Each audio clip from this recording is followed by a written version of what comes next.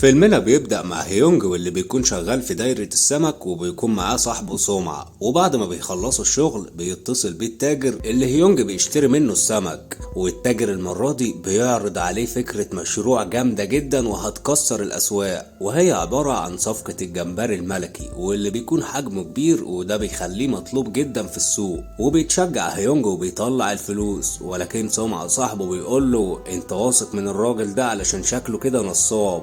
بيرد هيونج وبيقول له خليها على الله وادينا بنجرب، وبيروح يدفع للتاجر عربون للشغل الجديد واللي هيستلم الشحنة اول ما السفينة توصل. وبعد ما هيونج بيخلص شغل بيعدي على مراته علشان يروحوا، واثناء ما هما في الطريق بيلمح ليها هيونج بفكرة مشروع الجمبري الملكي، ولكنها بتقول له بطل خيابة يا عم هيونج وكل عيش اخويا وخلينا نسدد الديون اللي بقت متلتلة علينا. وبنروح لعصابة راكو وهم بيهجموا على شقة راجل عجوز علشان بيكون عليه ديون كتير، وبيكون راكو عاوز يقتله في الحمام بس بطريقة تبين ان هو اتزحلق ووقع على دماغه. ولكن في الوقت ده بنت الراجل بتوصل البيت وبيعجب بيها راكو جدا اول ما بيشوفها، وده اللي بيخليه يسيب الراجل وياخد البنت مقابل الفلوس اللي عليه. وبيحطوا البنت في العربية وبالسلامة انت يا ابو رحاب. ولكن لاجل حظهم الوحش ان السواق ما بياخدش باله وبيخبط في عربية هيونج، وطبعا هيونج بيكون مخنوق لان مراته كانت لسه عطيال فيه النصيب. فبينزل للراجل وبيقول له ايه يا عمنا اللي انت عملته في العربية دي لسه عليها اقساط. ولكن السواق بكل برود بيطلع له فلوس وبيقول له معلش يا كبير خد الفلوس دي مني كتعويض. وراكو هنا بيحاول ان هو يخفي البنت علشان محدش يشوفها ويقطع عليهم، ولكن هيونج بيقول له انا مش عاوز فلوس، انزل حل معايا يا زميلي علشان خاطر لازم نعمل محضر وقتي. فالراجل بيطلع فلوس زيادة وبيقول له يا عم حصل خير. وفي الوقت ده بتشوفهم سيون وبتنزل متعصبة وبتقول للسواق فلوس يا ابو فلوس انزل شوف العربية اخويا اللي انت بوظتها. وفي الوقت ده راكو بيتعصب وبينزل من العربية وبيضرب السواق شوية قلمة وبيقول ليونج معلش يا هيونج عيل وغلط اخويا ومشي الدنيا علشان مراتك الحلوة دي. وهيونج في الوقت ده بيحس ان الراجل ده مش مظبوط، خصوصا ان هو بيفضل يدقق مع سيون فبياخد مراته وبيمشي. ولكن راكو بيفضل يرعش له بالنور وفجأة بيفرك عليه وبينطلق بأقصى سرعة. تاني يوم بيروح هيونج للمدير بتاعه علشان يقبض مرتبه اللي بقاله شهور ما قبضهوش، وبيطلب منه مبلغ علشان عنده مصلحة كده لازم يقضيها. ولكن صاحب الشغل بيديله جزء من الفلوس، وده طبعا بعد ما اداله كلمتين في جنابه. وبيعدي شهر والسمعة بيقول له هي المركب اتأخرت ليه يا كبير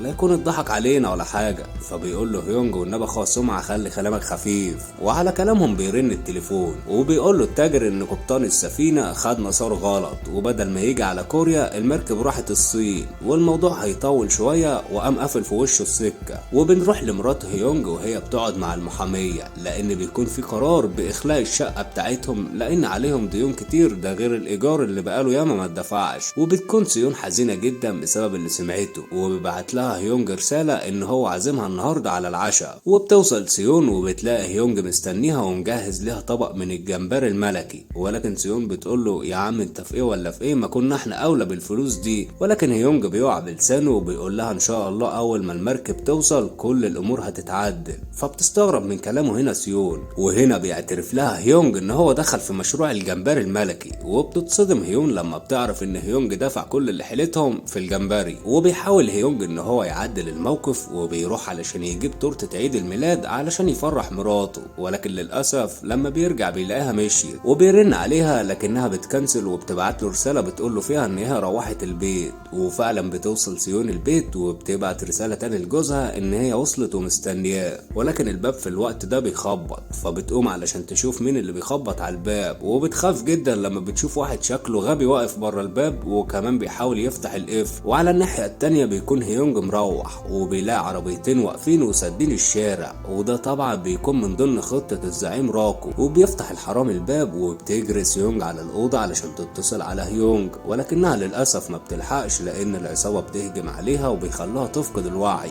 ولما بيخطفوا مراته الطريق بيتفتح تاني وبيكمل هيونج وبيروح البيت وبينادي على مراته ولكنه مش بيلاقيها. وبيلاقي ان البيت في حالة فوضى، وبيطلع للشارع علشان يدور عليها ولكنها مفيش ليها اي اثر. تاني يوم بيكون في قسم الشرطة علشان يعمل محضر بالواقع، ولكن ما بيكونش فيه غير كاميرا واحدة اللي موجودة في المكان ومش جايبة صورة العربية اللي خطفت مراته. وبيحس هيونج باليأس وبيطلع بره القسم وبيقابل سمعة صاحبه، ولكن بيجيله اتصال في الوقت ده من الزعيم راكو وبيقول له انت لو عاوز مراتك ترجع لك تعالى قابلني، وكمان بيقول له ان العنوان سبتهولك على كارت هيبقى موجود على التلاجة. وبيرجع هيونج البيت بسرعة وبيلاقي العنوان واللي بيطلع محل اسماك قريب منهم، وبيروح على هناك بسرعة وبيروح يقعد على الترابيزة اللي محجوزة باسمه، وبيلاقي شنطة وتليفون ولكنه ما بيشغلش باله، وبيفضل مستني الراجل وسمعة صاحبه بيكون مستنيه في العربية بره. وبيعدي الوقت وبيرن التليفون اللي جنبه وبيطلع ان ده راكو وبيقول له سكة ودغري كده يا كينج احنا مراتك تلزمنا واعتبر نفسك بعتها والفلوس بتاعتها موجودة في الشنطة اللي قدامك. وبيفتح هيونج الشنطة وبيلاقي فيها فلوس كتير جدا، وبيشوف هيونج راكو وهو بيركب العربية وبينادي على سمعة علشان يمسكه، وفعلا بيطلع سمعة ورا منه وبيزنق عليه وبيوقفه هيونج ولكنه ما بيطلعش الراجل،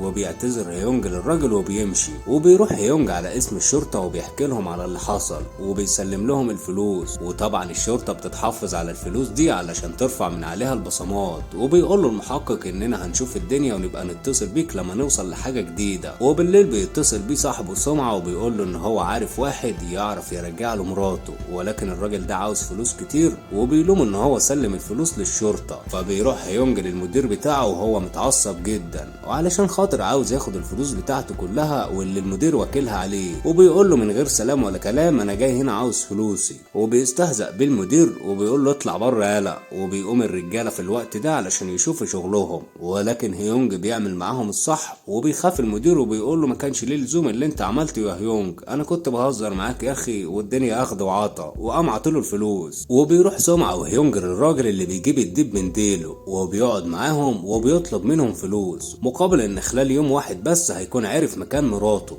وبيطلع هيونج الفلوس وبيوصيه ان هو لازم يلاقي مراته، وبيقول له تشانج سيبها على الله وبيمشوا من المكان. تاني يوم بينجح تشانج ان هو يجيب رقم العربية وبيروح على المعرض اللي كان بايع العربية وبيعمل نفسه ظابط وبيروح يجيب منه اسم الشخص اللي اشتراها من على الكمبيوتر. وبيروحوا هما التلاتة على عنوان الراجل صاحب العربية، ولكن بيلاقوا ان هو راجل عادي وان هو باع العربية دي من مدة لناس تانيين، وبيقول لهم على العنوان اللي هو باع لهم فيه العربية. وبيروح على المكان وبيفتح لهم راجل البوابة وبيدخلوا على بار تحت الارض وبيدخلوا على اوضه المدير وبتقعد معاهم واحده واللي بتكون مفكراهم ان هم جايين علشان يلعبوا قمار ويقضوا وقت حلو. ولكن اول ما بيقول لها هيونج ان هو عاوز يشوف مين صاحب العربيه بتطلب ليهم الست الحراس علشان يطلعوهم بره، ولكن تشانج بيتحمس وبيتصدر ليهم ولسه بيقول يا هادي ولكنه وقع على الارض من اول خبطه. وهنا بيتدخل هيونج في الموضوع وبيمسك العيال وبيفركشهم من بعض والمكان كله بيتقلب فوضى، وبتضطر الست هنا ان هي تسمع كلامهم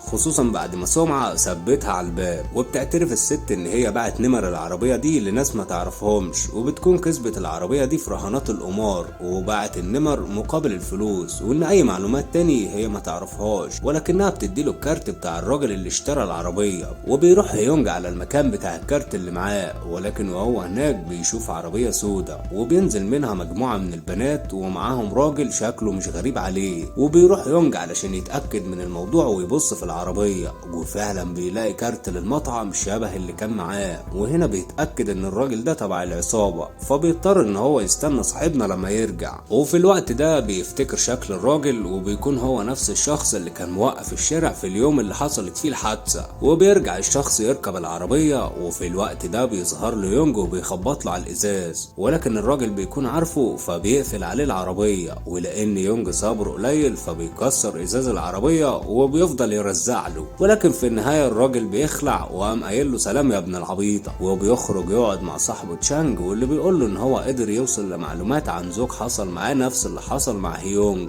وبيقول له ان هم لازم يروحوا ويتقابلوا معاه يمكن نوصل لحاجة توصلنا لراكو. وفعلا بيروحوا يتقابلوا معاه، واول ما بيقعدوا بيقول لهم ممكن سيجارة يا برو علشان نحكي القصة من الاول. وبيقول له ان الموضوع بدأ بعد ما مراتي اتخطفت، والصراحة انا من كتر اخلاصي لام العيال اتحولت لترند في الصحف والمجلات الغلاب، والموضوع ده كان بيفتح عيون السلطات على عصابة راكو، وكان لازم راكو في الوقت ده يكون ليه رد فعل، وبيخطفنا انا كمان وبيعرض عليا فلوس كتير جدا، وقال لي اسند ظهرك وارتاح علشان مفرغش فيك السلاح واقعد ساكت. وبالفعل انا خدت الفلوس بتاعته وسكت. وبينزل هيونج وبيكون معاه ملف القضية بتاعت الراجل، وبيكتشف ان الكارت اللي معاه بيكون نفس الكارت اللي موجود في الملف بتاع الراجل. وفجأة بتقع جثة الراجل والراجل بيكون انتحر. وبيروح يونج لمقر الشركة وبيستقبله المندوب، ولكن يونج بيقول له انا شفتك قبل كده فين يا زميلي؟ فالراجل بيقول له انت بتنزل المساكن يا صاحبي؟ فبيقوم يونج وبيقفل الباب وبيفكر الراجل بالموقف اللي جمعهم، ولان يونج بيكون دايما مستعجل وما بيعملش اشتراك في القناة، فبيثبت الراجل بالترابيزة علشان يعترف على مكانة شانج. ولما ما بيلاقيش معاه فايدة بيسحبه من قفاه وبياخده معاه. والفيديو ده بيوصل للزعيم راكو، وبياخده يونج للبيت ده طبعا بعد ما عطاله اللي فيه النصيب وعلقه في السقف. وبعد ما بينزله بيرن تليفون الراجل، فبيرد هيونج وبيلاقيه الزعيم راكو. فبيقول له الزعيم راكو افتح الكاميرا علشان ام العيال عاوزه تشوفك. وبيقول ليونج الجثه اللي عندك دي خلص عليها دلوقتي حالا على اللايف، والا انا اللي هخلص على مراتك ونشوف مين فينا الاسرع. وبيضطر هيونج في الوقت ده ان هو يقتل الراجل علشان ينقذ مراته. وبعدها بيقول له راكو هات الفلوس بتاعتي بقى وتعال خد مراتك. وبيقفل راكو معاه، وبيكون صحابه خايفين لان هيونج قتل بني ادم، ولكن هيونج بيكون عامل خدعه خلت الراجل يفقد الوعي بشكل مؤقت، وبيفوق بمجرد ما ينجرح في دماغه. وبعد ما بيفوق الراجل بيعترف لهم ان المنظمه دي بيخطفوا البنات الجميله وبيتاجروا بيهم لرجال الاعمال في كوريا ومن خارج كوريا كمان. وبيقعد يونج مع صحابه بيقول لهم احنا في ورطه يا رجاله، والراجل دلوقتي عاوز فلوسه،